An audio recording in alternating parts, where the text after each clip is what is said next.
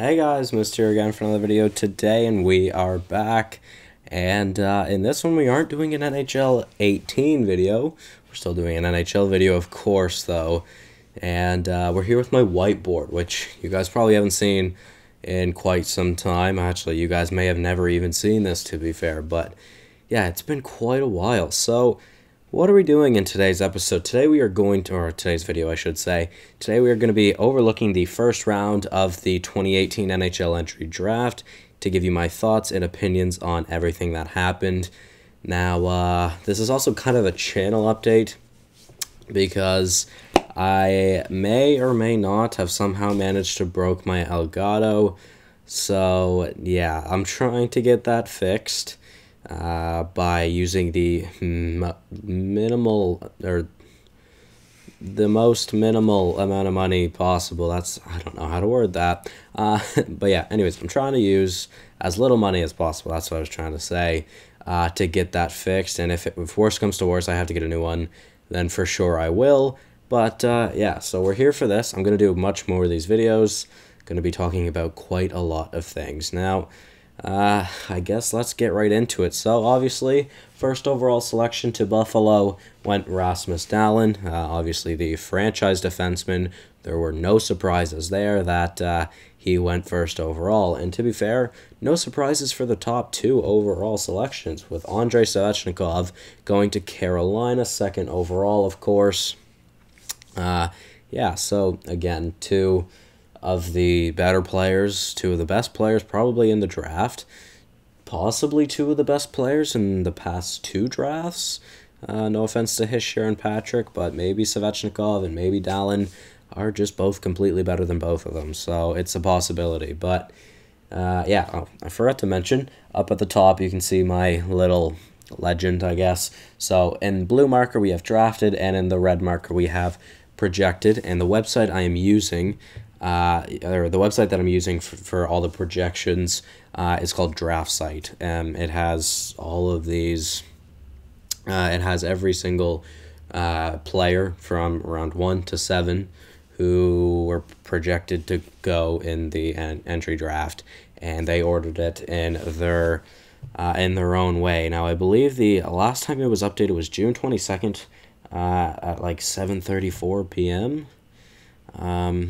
Yeah, so it was one of the most updated and one of the most recent websites that had their predictions of who was going where and at what pick, I guess. So continuing on, we have Jesperi Kotkaniemi, quite the name. It's very hard for you guys to see.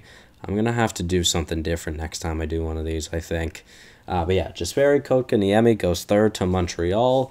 Kind of an off-the-board selection. Obviously, a lot of people would have much rathered Brady Tkachuk and or Philip Zadina, which personally, Zadina was my favorite prospect in the draft. So seeing him fall down to 6, kind of unfortunate. And to make it even worse, he's in a divisional team, or divisional rival team to Toronto, which is obviously my favorite team. So you know what? That's pretty shitty, but it happens, so we're just going to have to deal with it. But we'll get to Zadina in just a moment. 4th overall, Brady Tkachuk. He was projected 5th overall, and he went 4th overall to Ottawa. Then Barrett Hayden, who was projected 12th overall and went 5th overall to Arizona.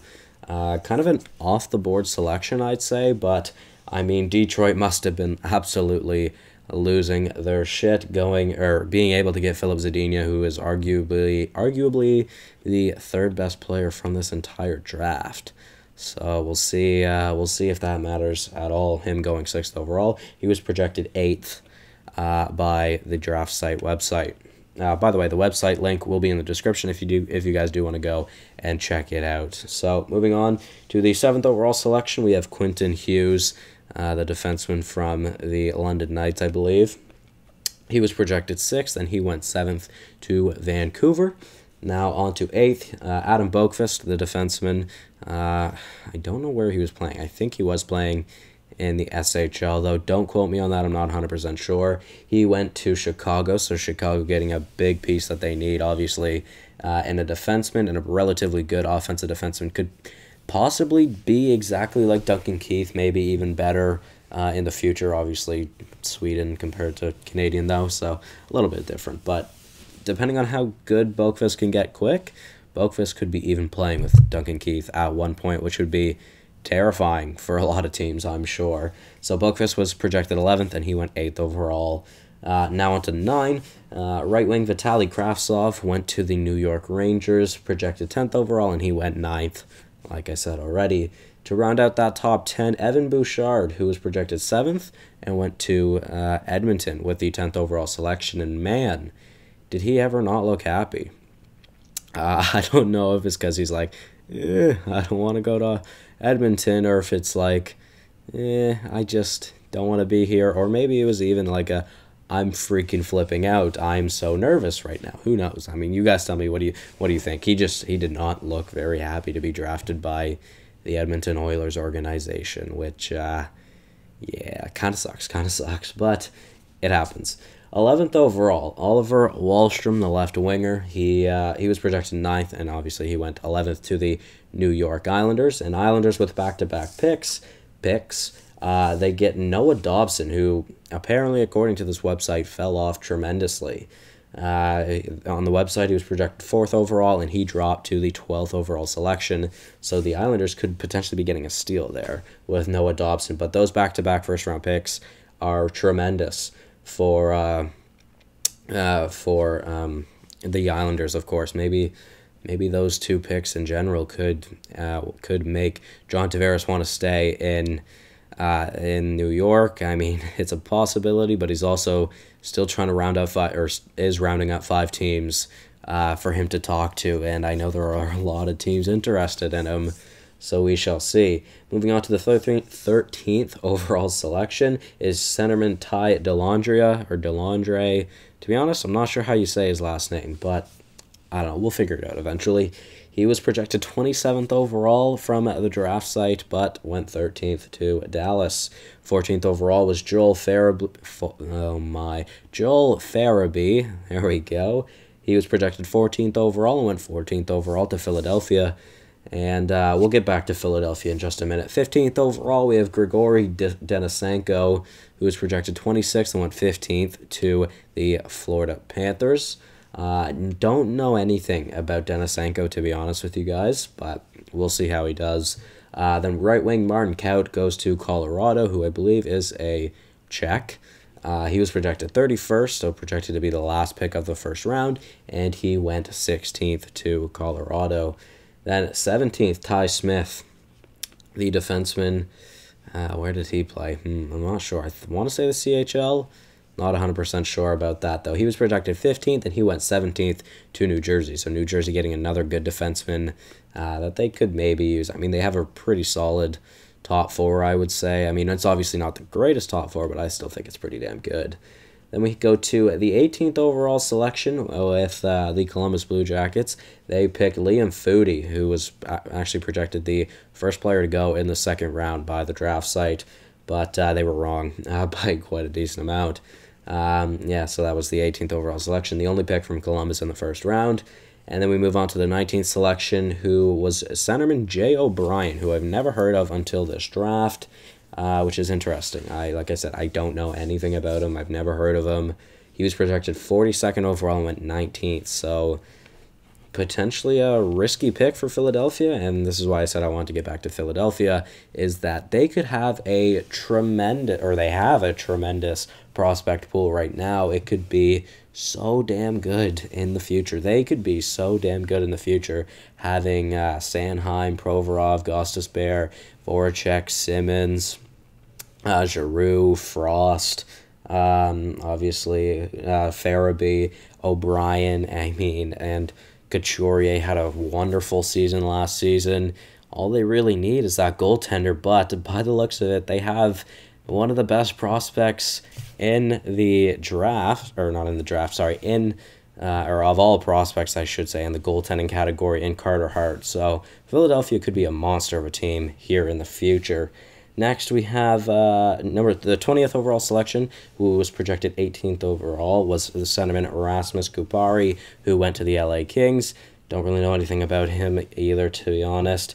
Then we have Ryan Merkley, who apparently has quite an attitude, and that's why he dropped all the way down to the 21st overall selection, I believe. Ryan Merkley was projected top 5 near the start of the season, I think. Don't quote me on that, but I think. So yeah, he was projected 17th and went 21st to San Jose. Moving on to the 22nd overall pick, possibly the best story of all prospects, to defenseman Condre Miller, or Condre, I'm not sure how you actually say his first name, but damn, his mother was excited when he got drafted. I mean, for good reason. So he was projected 34th overall, and he went 22nd to the New York Rangers. Then we have 23rd overall, Isaac Lundestrom, who was projected 19th, went 23rd to the Anaheim Ducks. I don't really know anything about him. I know he's a Swede. I'm pretty sure he is a pretty good centerman, though. Like in the actual faceoff dot, like I said, I'm just not too sure. Then to 24th overall with Philip Johansson, who looks to be like quite an off-the-board selection according to the draft site. Draft site had him going in the 3rd round, 66th overall. But Minnesota went 2 rounds ahead of what they had projected for him, picking him 24th. Then we move on to the 25th pick, which was a traded pick, I believe. Toronto for St. Louis.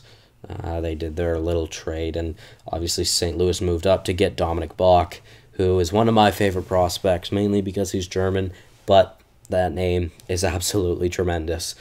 He went 25th overall and was projected 25th, so interesting. It's pretty relatively accurate drafting here.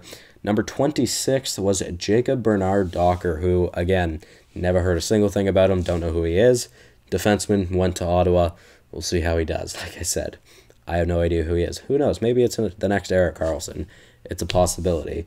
27th overall to Chicago. I believe their second and final draft pick of the first round. They picked Nicholas Bodine, who went 38th or was projected 38th overall, but went 27th overall.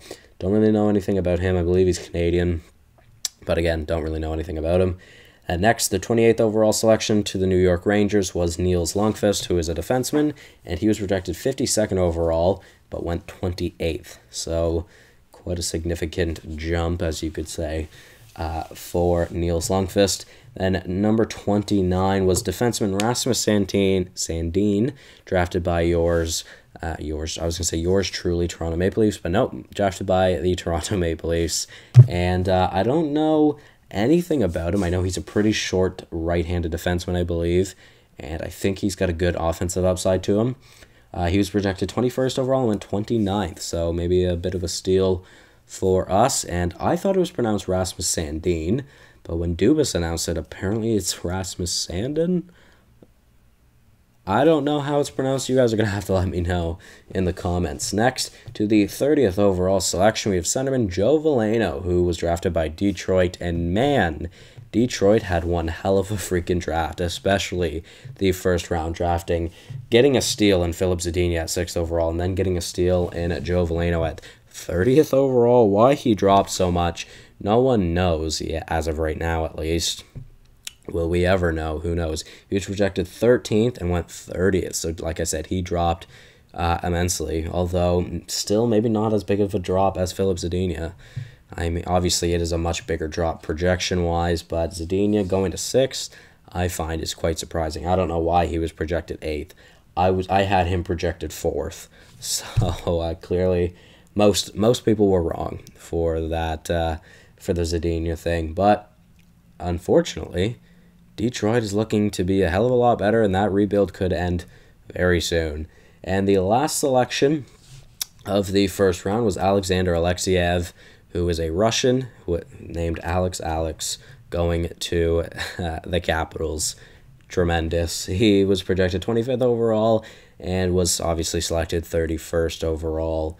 Now, as you can see under that, I have a few stats, I guess you could say. So, the teams that didn't have a first-round pick this year were Boston, Tampa Bay, Pittsburgh, Vegas, Nashville, and Winnipeg. Now, I kind of found like a trend in between all those 6 teams. I feel like they're all like on win-now mode, even though they aren't old. I mean, I'd say the oldest team is probably Boston. But like I said, none of them are old teams, but they're all in win now mode. Vegas went to the Cup final. Nashville went to the Cup final last year. Tampa went to the Eastern Conference Finals. Winnipeg went to the Western Conference Final. Boston, second round exit, but they were looking for it very hard. Pittsburgh, we're going for the three-peat. So, yeah, maybe they're just all like, we don't need first rounders anymore. We're too good. But anyways, I don't know. I don't know. Maybe it's just a weird thing to see 6 teams not having a first round pick. But the next stat is quote off the board picks. Now I say that they're off the board picks because on the draft site they were projected out of the first round. So like I said, there's only 7 of them. I believe we have Liam Foudy, Jay O'Brien, Condre Miller, Philip Johansson, Jacob Bernard Docker, Nicholas Bodine, Niels Lundqvist, and that is it. So I believe those were the 7 players that were projected to go outside of the first round, but they actually were drafted in the first round. And then the last stat I have for you guys is that there wasn't a single goalie drafted in the first round, which is surprising. I also do not know when the first goalie were to go. I'm sure I could find out, but it's not that big of a deal. So, guys, that will be it from me in this one. Hopefully you did all enjoy. I will be back for some more videos of these, and there will be another channel update, more than likely, probably today as well. So, thank you guys all so much for watching. Hopefully you did all enjoy, and I will see you in the next one. Goodbye.